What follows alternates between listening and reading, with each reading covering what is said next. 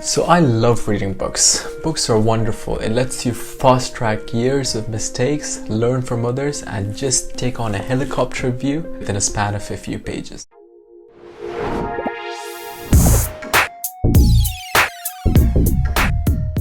So I'll talk about a book that talks about the history, and then I'll talk about a book that peeks into the future, and then finally I'll talk about a book in the present, which helps you actually build products.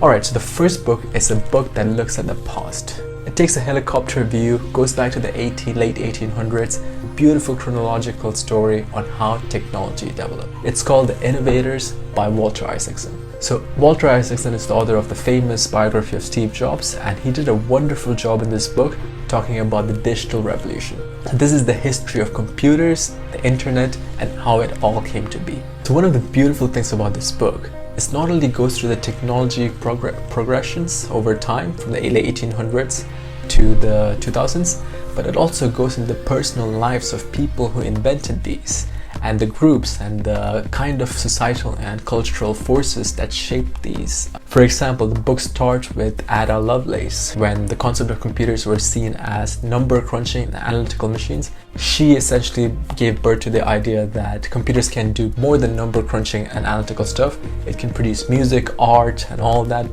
creative stuff too. And she introduced the idea and published the first algorithm that such a machine should perform.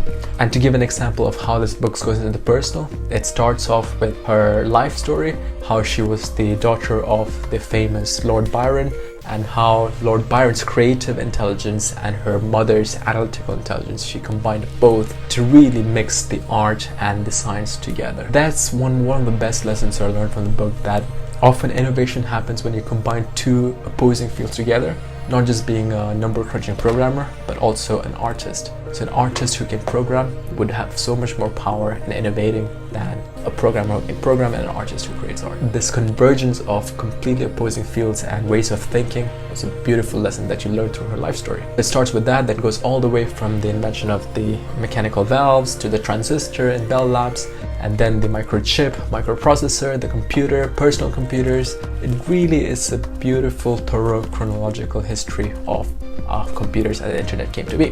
Things like these, patterns, habits of innovators, their personal lives, their stories.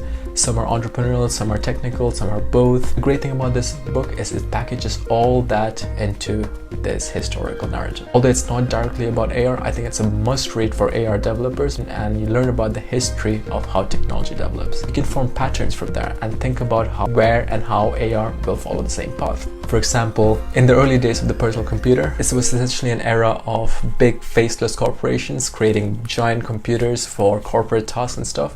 It was never seen as something friendly that a normal human being could use and interact and be creative with. It was essentially the hippie culture of the 1960s. It was a culture of hackers, artists, these rebels who really in a way said that, look, these big gigantic computers, we want to make it personal, something personal that everyday users could use. Such rebellious thoughts were ones that really gave birth to the personal computer revolution, which essentially dominates our lives to this day.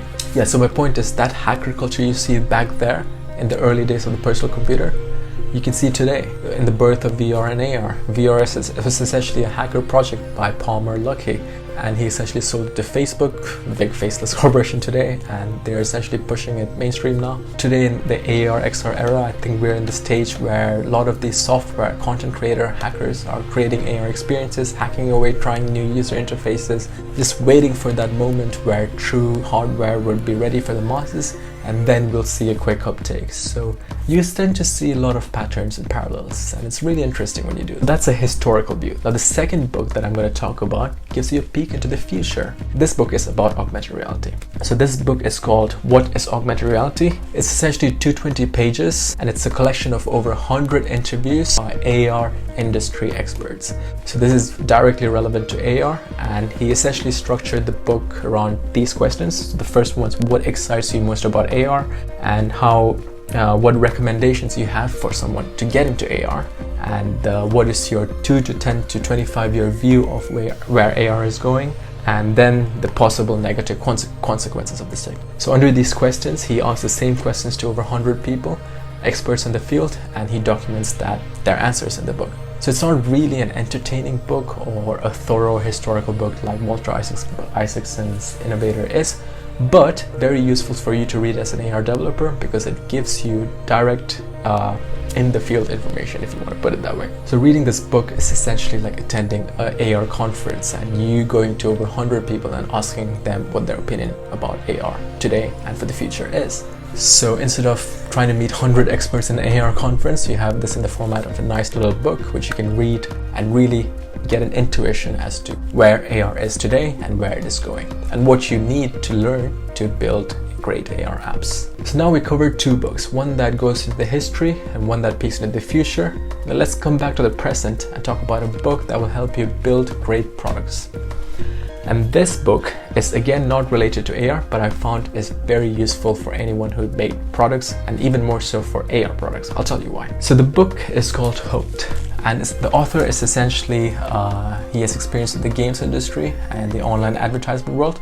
And the whole theme is around building habit-forming technology products. So basically, you know how addictive Facebook, Instagram, and all these platforms can be.